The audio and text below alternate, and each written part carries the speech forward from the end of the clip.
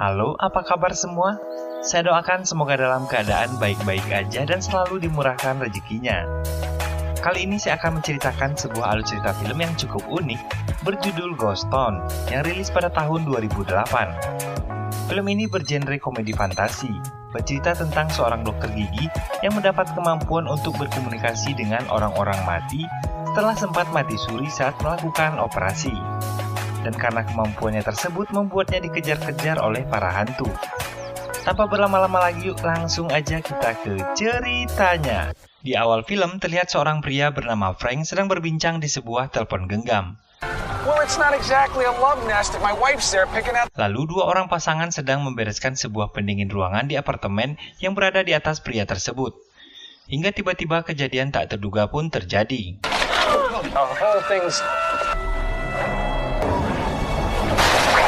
Are not gonna believe what almost just happened. When did you know? What did I know? Not now. Berpindah ke tempat lain, terlihat seorang pria bernama Pinkus. Dia adalah seorang dokter gigi yang bekerja di sebuah klinik di kota London. Pinkus adalah seorang pria yang menyebalkan dan antisosial. Selesai mengobati pasien, Pinkus diajak rekannya yang bernama Prasar untuk merayakan kelahiran anak mereka di lobi klinik. Tapi Pinkus menolak, dan tak lama kemudian menyelinap pulang menuju ke apartemennya.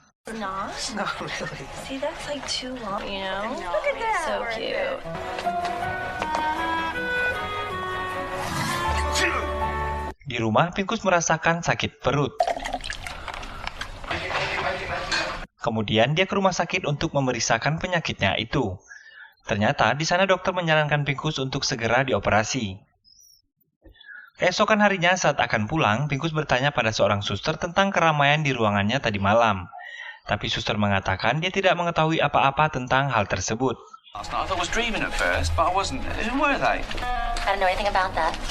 Di luar rumah sakit, Pinkus melihat beberapa orang perawat sedang merokok santuy di sana.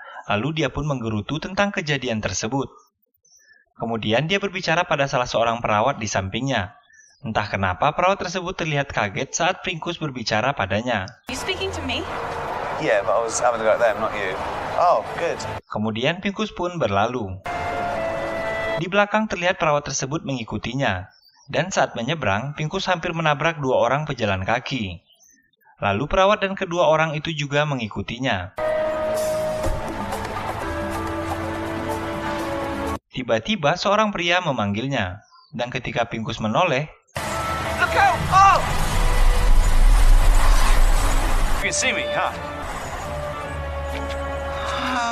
melihat kejadian itu, Pinkus keheranan dan berlari menjauhi orang-orang yang mengikutinya, lalu melapor pada seorang petugas.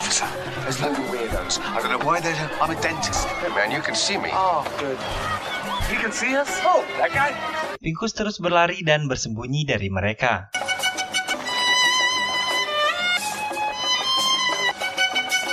Pinkus kembali ke rumah sakit dan menanyakan tentang halusinasi yang dialaminya. Sepertinya dokter itu menyembunyikan sesuatu. Kemudian Pinkus dibawa ke sebuah ruangan, lalu dokter pun memberitahukan bahwa saat operasi, Pinkus sempat dinyatakan meninggal selama 7 menit akibat obat bius yang diberikan salah satu petugas. Mendengar hal tersebut, Pinkus berencana akan menuntut dokter itu dan semua yang terlibat saat operasinya berlangsung. Tapi dokter mengatakan Pinkus telah menandatangani perjanjian bahwa dia tidak akan menuntut di kemudian hari. I definitely did not. Obviously I didn't know what I was doing. You were happy to be alive, right? Pada akhirnya Pinkus tak bisa berbuat apa-apa dan pergi menjauh dari rumah sakit itu. Dalam perjalanan ke apartemen, dia kembali bertemu dengan Frank. Kemudian Pinkus berniat kabur dengan sebuah taksi yang telah dipesan oleh seorang wanita. Di dalam taksi, Frank mengatakan kalau yang di luar itu adalah istrinya, dan Frank meminta bantuan Pinkus karena istrinya itu saat ini sedang memiliki masalah yang cukup serius. Akhirnya mereka pergi ke sebuah bar, dan Frank mengatakan agar Pinkus membiasakan diri karena para hantu pasti akan selalu mengejarnya.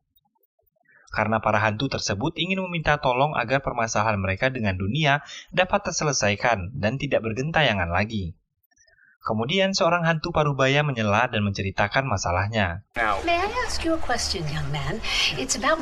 Pinkus yang kesal mendengar permasalahan dan cerita mereka lalu pergi menuju apartemen.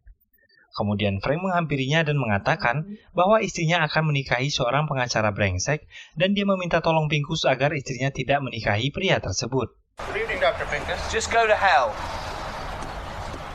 Ketika sedang tertidur, Pincus dikagetkan dengan banyaknya hantu yang berkumpul hingga membuatnya terkejut dan terbangun. My litter went under the carpet. She won't wear a helmet because of me, but that's nuts! Lalu pergi meninggalkan mereka. Tapi para hantu terus membuntutinya, walaupun Pincus sudah meminta mereka untuk pergi dan membiarkannya sendiri. Di luar, Frank lagi-lagi menghampiri Pincus, kemudian berkata, jika Pincus membantunya, maka hantu yang lain tidak akan mengikutinya lagi. Dan akhirnya mereka pun bersepakat. Look, you do this one thing for me, you'll never see any of us ever again, okay? Problem solved. Scene berpindah, keesokan harinya Pincus dan Frank berada di sebuah gedung tempat istrinya Frank yang bernama Gwen sedang mengadakan seminar. Di sana Frank meyakinkan Pincus agar dapat membatalkan pernikahan istrinya tersebut. Kemudian Pincus yang sepertinya tertarik pada Gwen pun mengatakan kalau dia akan mendekatinya agar Gwen merasa ragu untuk menikahi si pengacara. Oh my word, you mean you. Oh, I'm so... Hey! Hey, well, don't walk away mad. Come here. Kemudian Pincus mulai mendekati Gwen dan mengajukan pertanyaan-pertanyaan konyol yang membuat Gwen merasa tidak nyaman. Shoes. Bye. Dan percobaannya itu pun gagal. Kemudian Frank mengatakan bahwa Pincus memiliki masalah dalam bergaul dengan orang-orang. Tapi Pincus dengan percaya diri menyangkalnya. Keesokan hari ketika akan berangkat bekerja, secara tak sengaja mereka bertemu di sebuah lift. Don't be silly. Get in here. I don't want to. Okay. Pincus dengan percaya diri senyum-senyum bagong ingin mencoba kembali mendekati Gwen. Lalu Frank mati-matian melarangnya karena dia merasa ini bukanlah waktu yang tepat. Tapi Pincus mengabaikannya dan langsung menyapa, kemudian menganalisa gigi Firaun yang kemarin Gwen presentasikan. Tak diduga ternyata cara itu berhasil, dan mereka berjanji akan bertemu pada hari Kamis untuk meneliti mumi yang kemarin dipresentasikan itu. Come by someday and... Let's have a look, shall we? Remove that. Clock Thursday seems totally free, so...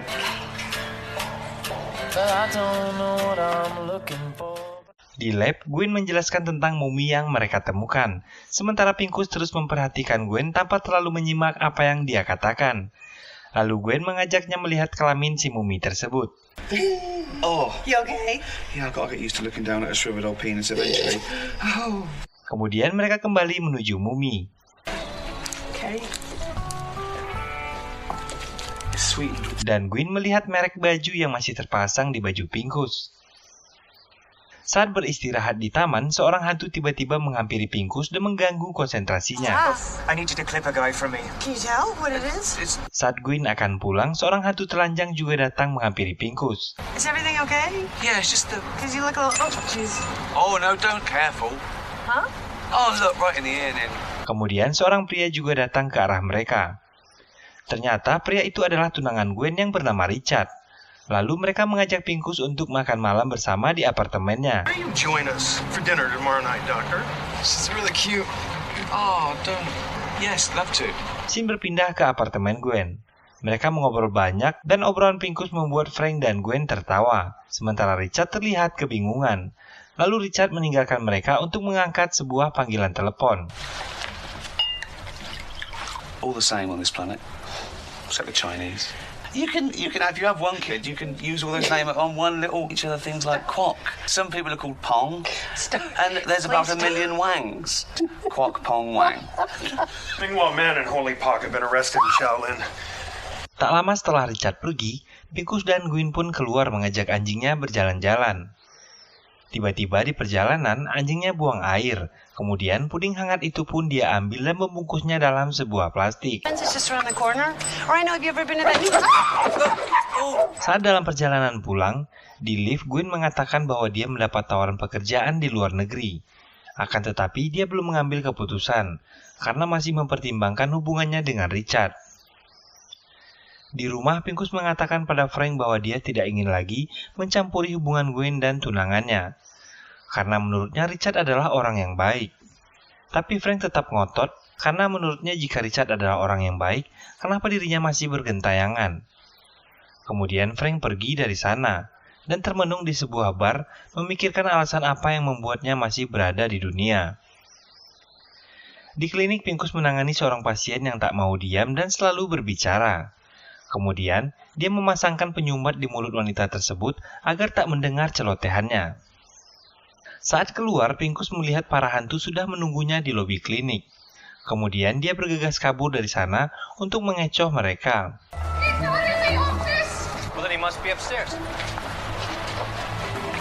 Saat kembali ke klinik, Pincus mendapatkan seorang pasien lagi dan ternyata itu adalah Richard.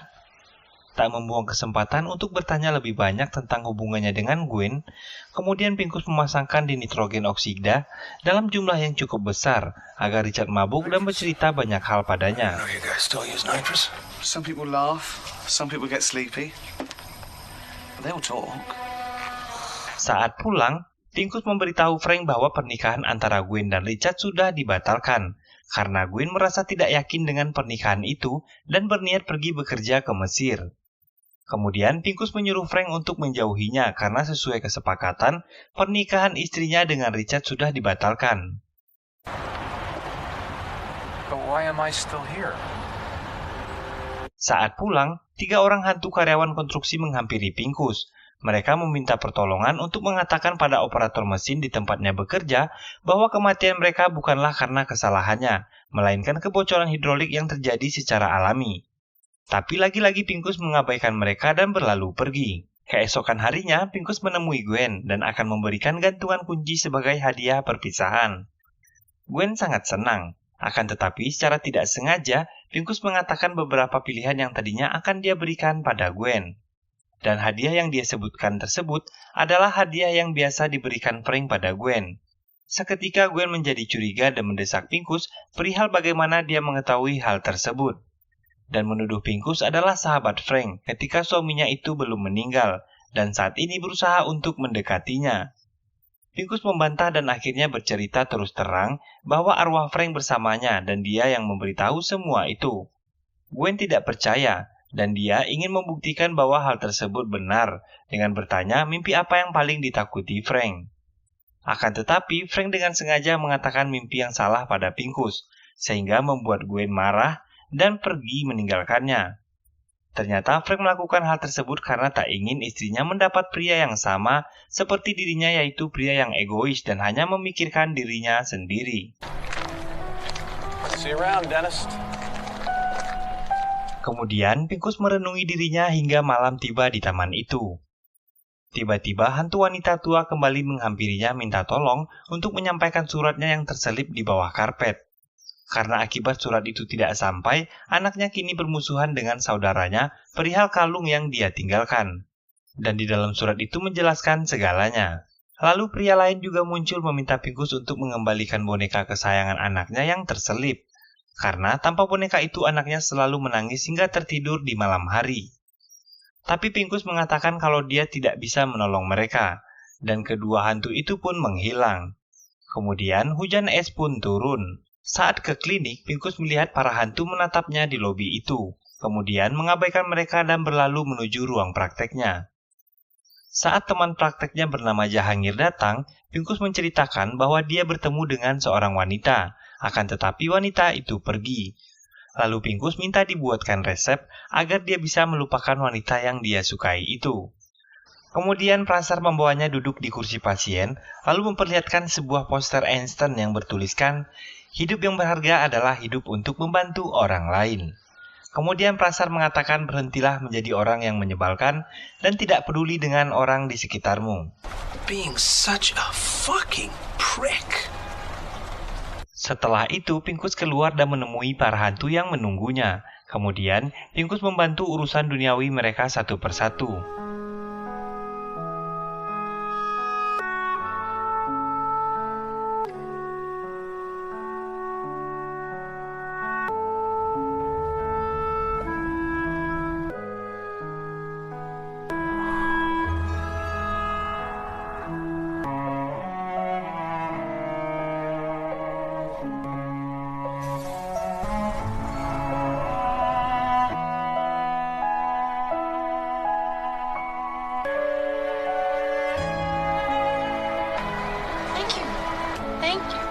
Thank you so much.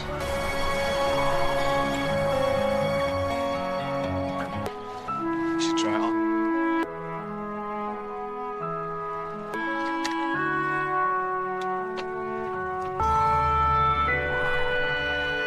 Kemudian Pincus menemui Gwen, berusaha menjelaskan bahwa dia tidak berbohong. Wanting you, Gwen. Let him go. Please, stop following me. Tapi Gwen tak mau mendengar. And what's the right one? Well, he's not here right now, is he? Tiba-tiba Pincus pun tertabrak dan menjadi hantu.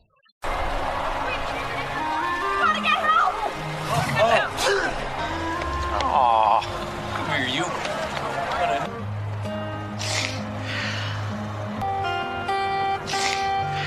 Kemudian Richard yang ada di sana mencoba memberikan bantuan napas buatan. Gwen pun menangisi keadaan Pincus. Kemudian Frank memberitahukan mimpinya pada Pincus. I should tell you. Might come in handy if you make it back. Lalu Frank pun akhirnya selesai dengan urusan dunianya setelah melihat Gwen sudah menemukan cinta sejatinya yang baru. Berpindah ke rumah sakit, Pincus tersadar dan ternyata belum meninggal. Ketika menanyakan keberadaan Gwen, dokter mengatakan tidak ada yang bisa menjenguknya di rumah sakit itu jika tidak ada hubungan kekerabatan. Kemudian scene berpindah saat Pincus sudah mulai bekerja kembali. Tak lama Gwen yang tidak sengaja datang ke sana melihat Pincus. Setelah sedikit berbicara, lalu Pincus menceritakan mimpi Frank. So you're looking well. I felt like sticking around. In his dream, the real one. And he's walking in the woods with his dad. He's lost and he can't find his way home. That's it. Akhirnya Gwen percaya dan sepertinya mereka akan hidup bersama, meninggalkan kaum jomblo yang menonton film ini. Dan film pun selesai. Kesulitan adalah cara Tuhan untuk merubah kita menjadi manusia yang lebih tangguh. Dan betapa manisnya jika itu diimbangi dengan sebuah kepedulian dan keikhlasan antar sesama. Jika setiap individu melakukannya, percayalah tidak akan ada lagi air mata yang jatuh atas sebuah ketidakmampuan. Dan tentunya hidup akan jauh lebih indah dari saat ini. Karena percayalah, sebuah bantuan kecil di saat yang teramat sulit akan lebih bermakna dibandingkan sebuah hadiah besar di saat memiliki segalanya. Mari kita mulai hal positif itu dari diri kita sendiri untuk membuat dunia jauh lebih baik. Akhir kata, saya pamit undur diri, sampai jumpa di alur cerita film lainnya. Assalamualaikum warahmatullahi wabarakatuh. Bye-bye.